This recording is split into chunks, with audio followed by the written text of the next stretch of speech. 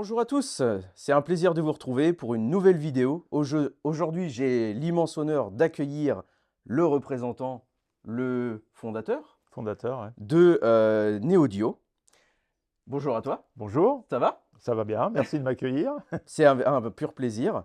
Aujourd'hui, donc, on va parler de la marque Neodio. On va faire un petit point sur son historique. Ouais. Tu vas nous parler un petit peu de la création de la marque et de tout ce que tu proposes au catalogue ou ce que tu as fait également avant. Et on parlera donc après de la partie accessoires et câblage.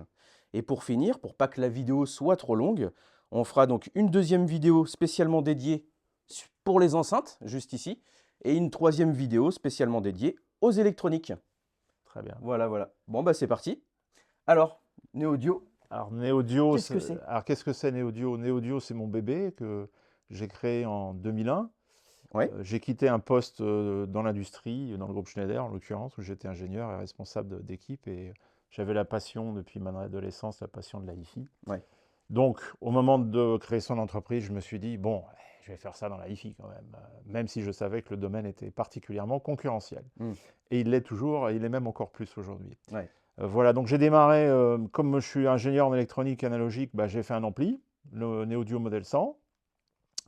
Donc le démarrage réel de l'entreprise commercialement, c'était en octobre 2002, hein, puisqu'on a eu le premier banc d'essai sur le Model 100 qui était fait par Jean Iraga, je me souviens, donc j'avais été avec ma petite valise dans l'auditorium de la Revue du Son, malheureusement qui a disparu depuis, et donc Jean avait très gentiment écouté mon appareil en faisant des remarques et tout, et il y a eu une première récompense d'ailleurs avec cet ampli-là. Après, j'ai sorti un deuxième ampli, modèle 61, moins cher, plus petit.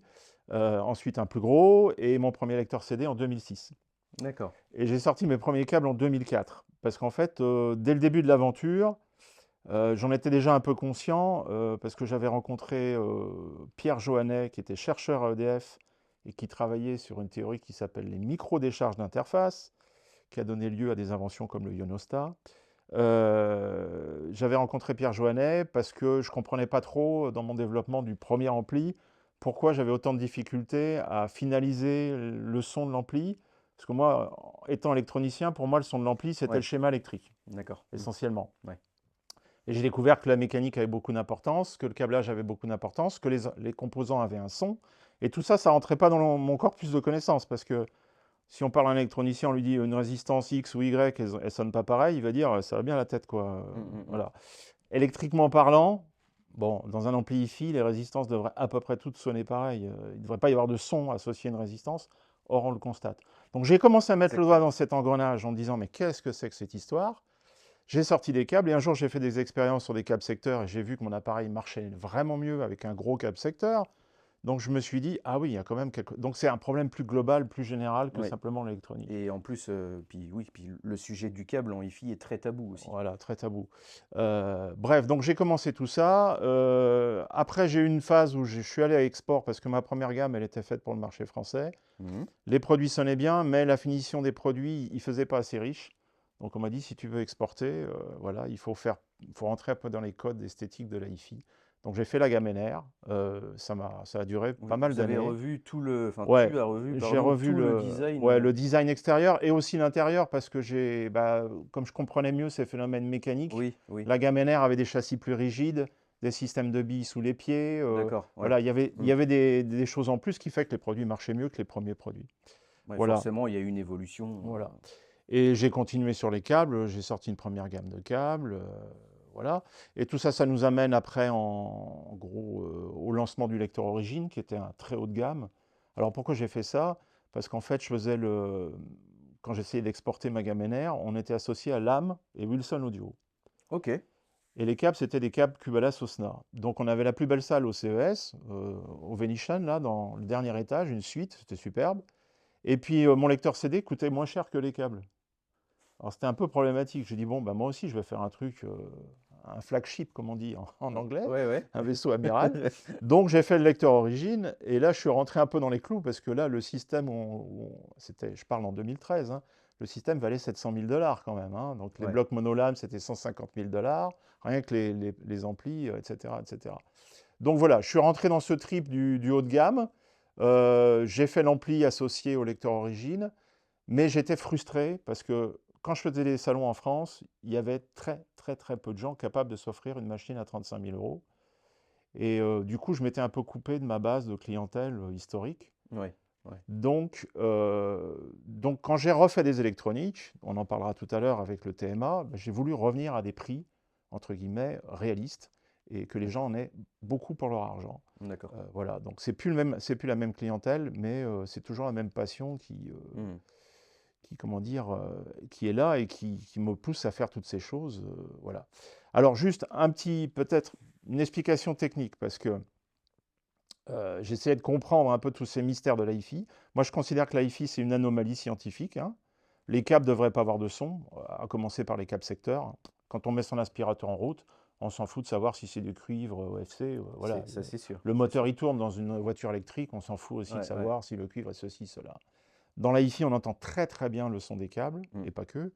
Et donc moi, j'ai essayé de comprendre tout ça, et ça m'a amené en 2017 à faire des expériences qui m'ont fait comprendre que tous les problèmes de l'AIFI, tout ce truc qu'on vit au quotidien en étant revendeur ou fabricant, cette instabilité des performances, eh ben, c'était lié à la présence de la molécule d'eau dans l'environnement. D'accord. Donc l'eau, elle est dans l'air.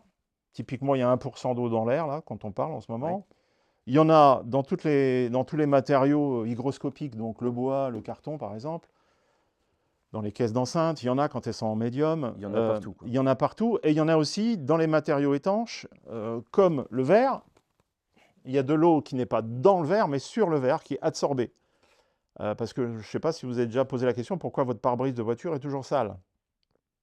Parce qu'en fait, les molécules se collent en surface, et ces molécules adsorbées, donc avec un D, hein, pas absorbées, avec un B, ces molécules adsorbées sont toutes reliées entre elles, et en fait, toutes les molécules dans la pièce communiquent entre elles. Il n'y en a pas une qui est isolée, en fait. Mm. Et donc, quand j'ai compris ça, je me suis dit, bah oui, ça explique les câbles, ça explique les supports, ça explique le son des résistances. Il y a un autre phénomène que l'électricité qui intervient dans la reproduction musicale.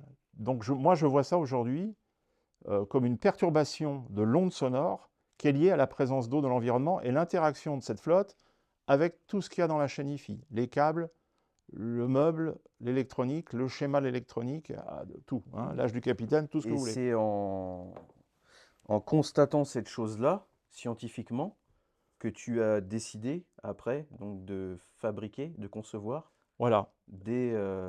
absolument. Donc alors j'avais commencé tout ça sans le savoir, hein, comme Monsieur Jourdain faisait de la prose sans le savoir.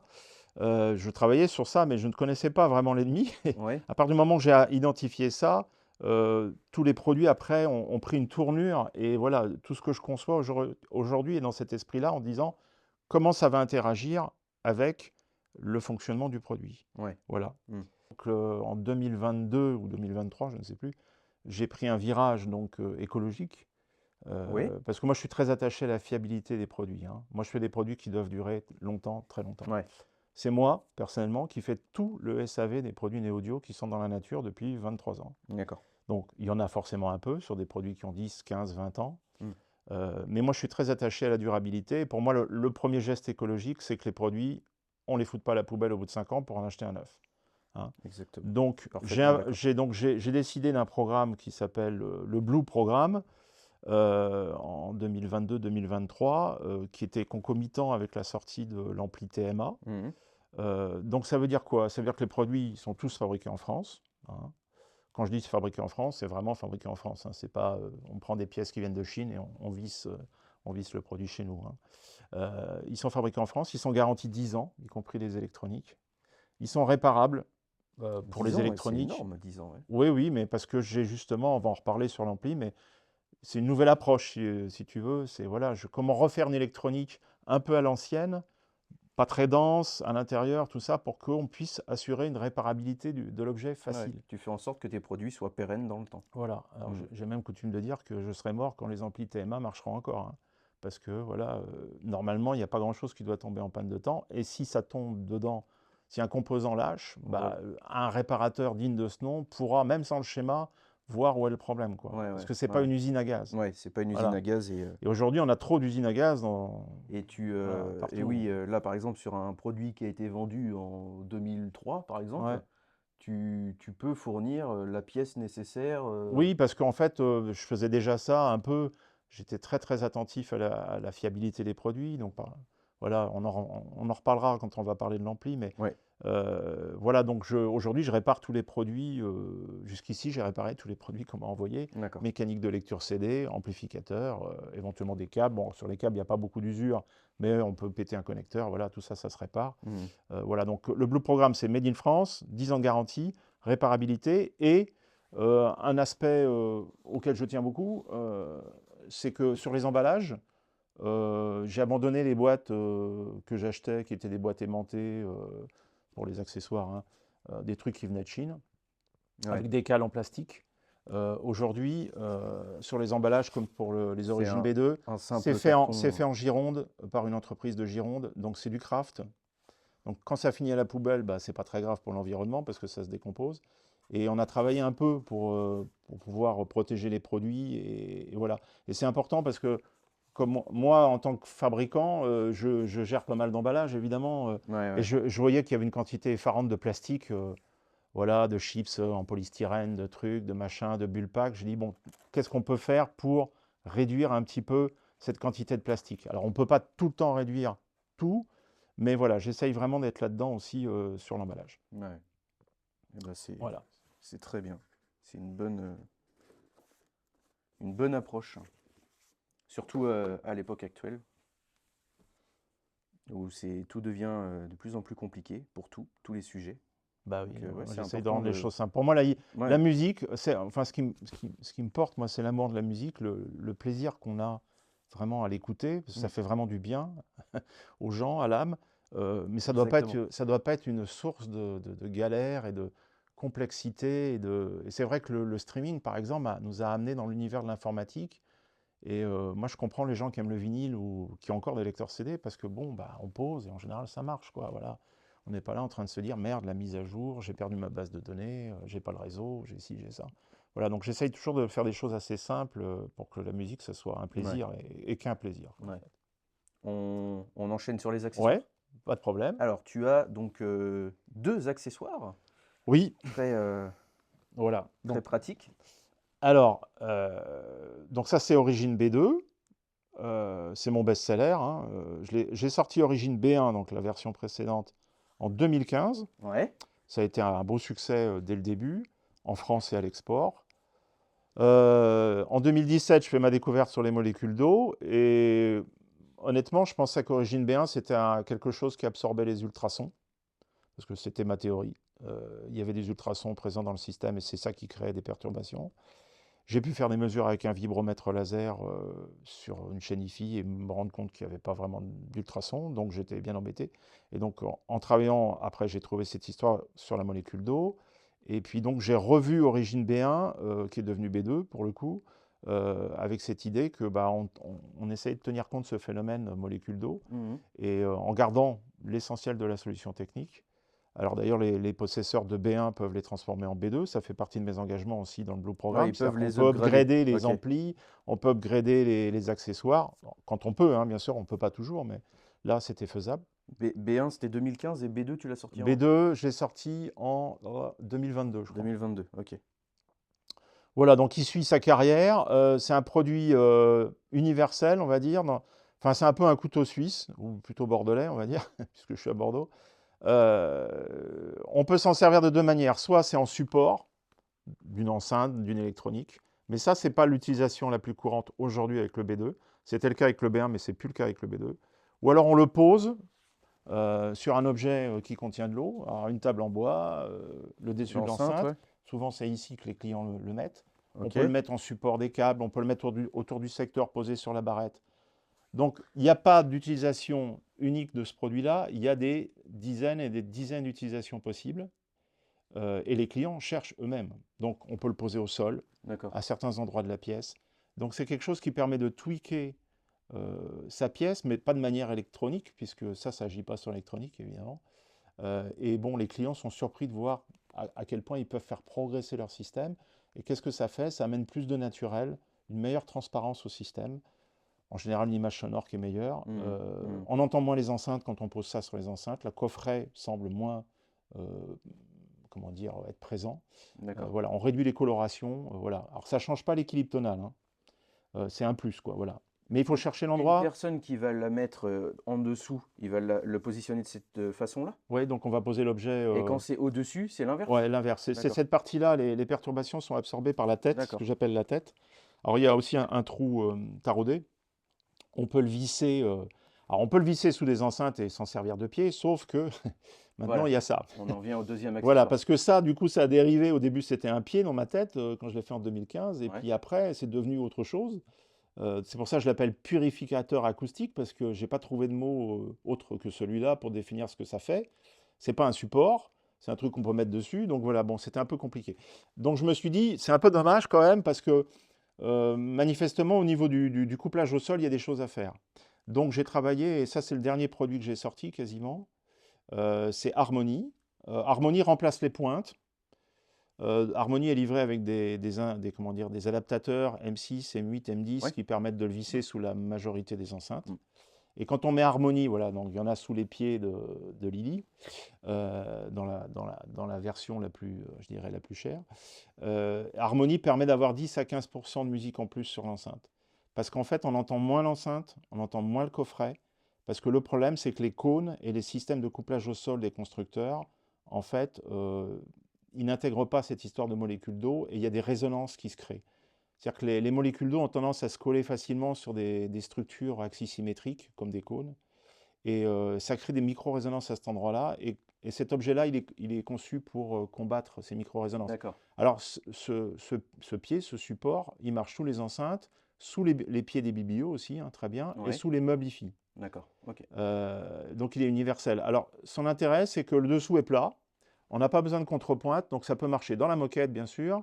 La surface est suffisamment petite pour que ça s'enfonce bien et que ça aille Ouais. chercher, Sans faire un trou sans faire un trou. dans le Et parquet. quand on est sur un parquet, et on peut bouger l'enceinte facilement pour le setup. Mm. Alors qu'avec les pointes, si on a une contrepointe dessous, dès qu'on bouge un peu sur une enceinte lourde, Ouais, faut être deux ou trois, quoi, ouais, ça parce que arrive. c'est la Parfois, il y a galère. des modèles où ça va, ça glisse facilement, mais il y en a d'autres, ouais, Voilà. c'est l'enfer. Donc avec ça, c'est 5 minutes la mise en œuvre, hein. On les visse, on bouge l'enceinte, et après on peut profiter du système. Donc je voulais aussi que ça soit très pratique sur ce plan-là. Donc D'accord. c'est universel. Bon, j'ai des clients qui sont super contents du résultat, ils me l'écrivent, voilà. Mais il faut tester, voilà, c'est comme tout, Ouais. voilà, on n'est pas obligé de me croire sur parole, mais c'est un produit vraiment que j'aime beaucoup, quoi. Comme d'habitude C'est dans ça, l'hi-fi, c'est le test. De toute façon, voilà.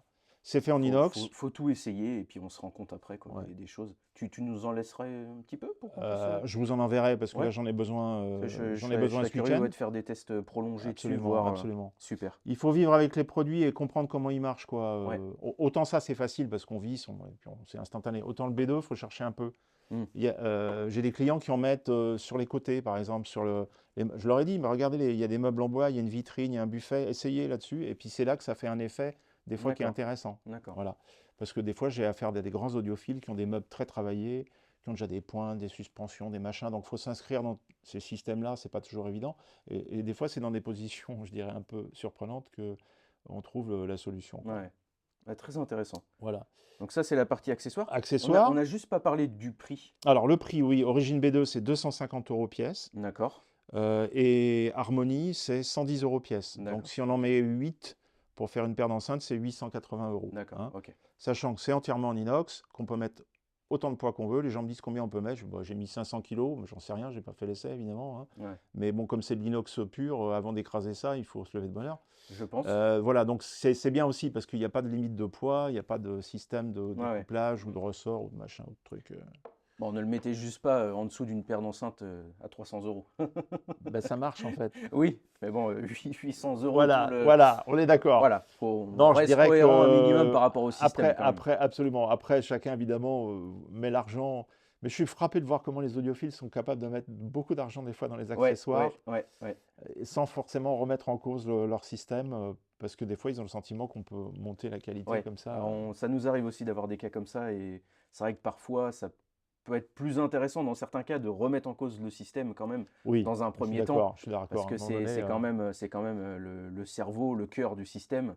Et après, on vient peaufiner. Et le peaufinage est très important. ouais, absolument, Le peaufinage absolument. avec les câbles et puis justement des accessoires, c'est super important.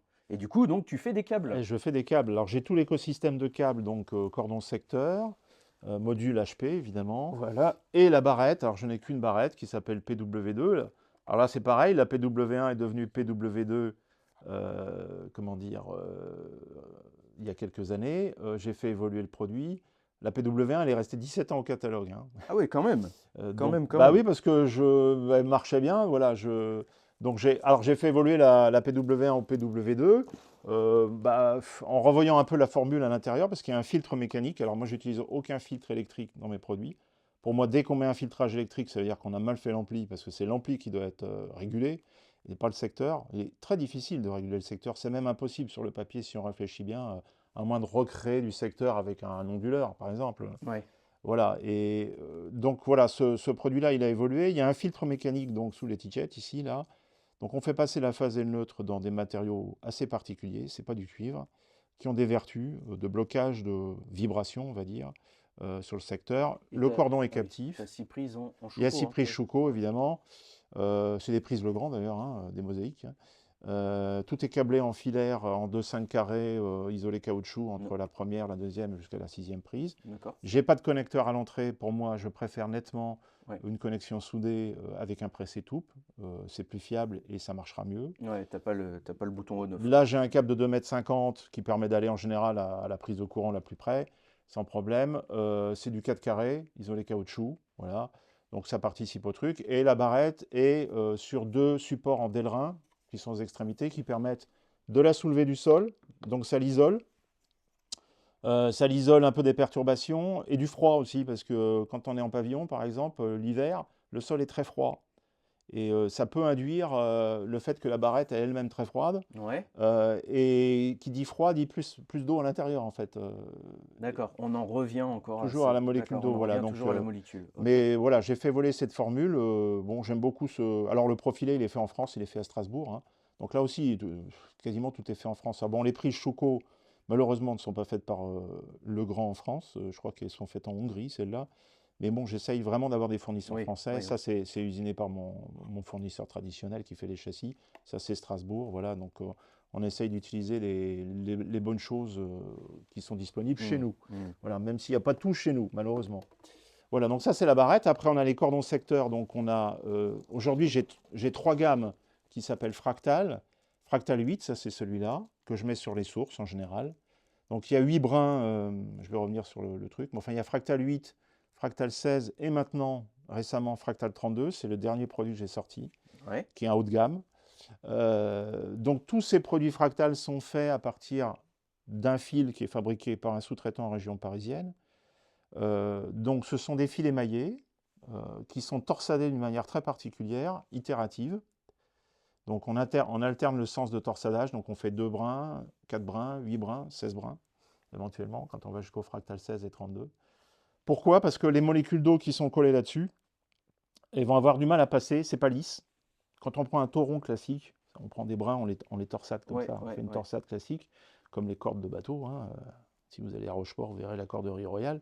En fait, en réalité, on arrive à quelque chose d'assez lisse en surface et les perturbations, elles ont tendance à passer facilement dessus. En faisant ça, en fait, s'il y a des molécules qui s'accrochent dessus, ça se croise tout le temps, ce qui fait qu'on a une structure Ok, ok. pseudo-aléatoire. Ah ouais, Donc ça, c'est ça va à l'inverse de d'autres fabricants. absolument. Ok. Ah oui, Ouais, ouais, c'est ouais, ouais. intéressant. Justement, il y a la philosophie d'autres fabricants de câbles, c'est justement de lisser le plus possible, Oui, de cuire plusieurs fois ouais. d'affilée le cuivre pour avoir cette image d'autoroute au lieu d'avoir une route avec Ouais, mais le problème, c'est plein que de c'est nids une de poules. autoroute à d'autres choses aussi. Voilà. Ouais, c'est intéressant ton point de vue du coup. Voilà. Donc il y a 2 couches de coton par-dessus pour maintenir mécaniquement le brin. Alors ce brin, lui tout seul, ne fait pas tout. Ouais, C'est une partie de la recette, le reste, je le garde pour moi. secret Mais fabricant, hein, ce c'est qui normal. permet, ce qui permet ce câble-là, c'est d'avoir beaucoup d'énergie et de dynamique et de transparence, en fait. Parce qu'en fait, le fait d'utiliser des brins, alors ils sont tous isolés, hein, c'est des brins émaillés. Hein. Ouais. Donc il n'y a pas de contact électrique entre les 16 brins là. Hein. Il n'y a qu'au bout, hein, évidemment, qu'on vient Ouais. désémailler tout ça. Donc j'ai un bain Je vous ferai d'étain, un gros plan pour que vous le voilà. voyez en. Et ça permet d'avoir vraiment quelque chose de très franc du collier. Moi, je fais un rapport entre le son des câbles et leur rigidité. Hmm. Les câbles très mous, pour moi, bah, ils sont un peu mous aussi dans l'écoute. Voilà. Ouais. Avec ça, on a le bon compromis entre une tension qu'on cherche et aussi une fluidité qu'il faut aussi dans la musique. Parce que la musique, c'est que des trucs contradictoires. On veut du grave, de l'aigu, on veut des petits signaux, des forts signaux, on veut de la fluidité, on veut de l'énergie. Ouais, c'est ça, c'est ça. Voilà, donc ça c'est une partie de la recette. Il n'y a pas que ça dans les câbles Donc, audio. toi, tu estimes, d'après ce que je comprends, tes câbles en fait vont pas rajouter une Non, brillance supplémentaire et à l'inverse, vont pas plomber l'écoute en étant des câbles mous. non, voilà, Voilà. non. Donc, qu'est-ce qu'on peut dire de tes câbles qui seraient plutôt neutres dans ce cas-là? Moi, ce que je cherche, c'est de faire la chose la plus neutre possible Ouais, et avec le plus de micro-informations possible, qu'on entende beaucoup de choses. Donc là, c'est pour ça que j'ai sorti la gamme Fractal 32, qui est le haut de gamme, avec des nouvelles recettes. Donc on part toujours de ce fil-là, mais en ouais. fait, j'ajoute d'autres choses avec cette idée d'aller plus loin dans la transparence et la neutralité. En fait, les câbles, on ne sait pas quelle est la limite, finalement, parce que personne n'a encore peut-être inventé le câble parfait, qui Et je filtrerait pense que toutes les c'est cochonneries. impossible. Et je pense que c'est On impossible. s'en rapproche quand même, parce que moi je vois l'évolution sur ma gamme de produits. Il y a un fil conducteur, mais quand même, on voit bien qu'on arrive à faire des choses aujourd'hui qui sonnent vraiment très très bien. Ils sont bien finis tes câbles. Voilà. Donc les prix, ça va de 650 € pour la première modulation en Fractal 8. En modulation, ça monte à 1800 € pour celui-ci, le Fractal 32. Ouais. En secteur, on part de 700 € pour celui-ci jusqu'à 1800 D'accord, aussi. c'est ton entrée de gamme du Ça, coup c'est l'entrée celui-là. de gamme. Ouais. Mais enfin, c'est pas vraiment l'entrée de gamme, c'est qu'il a moins de brins que les autres. Ouais. Et que moi, je le mets sur mon lecteur CD, par exemple, et ça va très bien. Tu sépares Ouais, les trois c'est le même surtout. fil. En fait, c'est le même fil qui va faire neutre, phase éther sur les cordons secteurs, Ouais, ouais. qui va faire les deux brins du câble haut-parleur et qui fait le point chaud de la modulation. D'accord. Alors moi, mes câbles sont pas blindés, par exemple, ça surprend les gens, parce que bon, je viens d'un domaine, je suis un peu spécialiste en électromagnétisme, en champ magnétique et autres. Il faut savoir que les câbles blindés, ça marche pas en basse fréquence, en fait. Ça fonctionne pas, ça ne marche qu'en haute fréquence. Donc quand on dit qu'il faut blinder un câble IFI, ça n'a aucun sens. Alors sur une RJ45, oui, bien sûr. Intéressant. Ouais. Donc les câbles analogiques comme ça, moi, ils ne sont pas blindés, pourtant ils ne captent pas les champs magnétiques parce que je fais en sorte qu'il n'y ait pas de boucle et que bon, la façon dont c'est fait, voilà, fait que ce n'est pas, ça n'est pas possible. Donc ces câbles sont silencieux, mais pour autant ils ne sont pas blindés. Et donc le point froid est fait avec le même fil en fait. Donc j'ai D'accord. développé un fil et après je l'ai utilisé. Et on retrouve ce fil-là évidemment dans l'enceinte Lily aussi En câblage en interne? version Ouais. 8, donc Ok. l'entrée de gamme entre guillemets, qui a 8 brins, qui est équivalent à celui-là, quoi. D'accord. Dernière chose, le prix de la barrette secteur? La barrette secteur est à 800 €. D'accord, on est à 800 €. Ok. Et les gens qui ont une PW1 peuvent l'upgrader en PW2, ça coûte 400 €. Voilà. Intéressant. Ok. Parce que j'ai pas mal de PW1 dans la nature et que voilà, c'est un petit plus sensible qui permet de l'améliorer. Voilà. C'est une recherche d'amélioration par petits incréments comme Ouais, ça. ouais. Ok. Voilà. Bah, on a fait à peu près le tour. On va conclure cette première vidéo qui, je pense, est pas mal longue et C'est fort long, oui. intéressante. On se revoit juste après pour la partie. Tu veux parler de quoi après? Bon, on peut parler des enceintes Des enceintes? qui sont le dernier Voilà, donc il y aura des une produits seconde qui sortent. vidéo pour la partie enceinte. Quand vous allez regarder cette vidéo, elle sera peut-être pas sortie, elle arrivera la semaine d'après. Et après, il y aura une troisième vidéo pour la partie électronique. Parfait, on aura Allez, tout c'est fait. parti. Bah écoutez, bonne journée à vous Merci. et à très vite.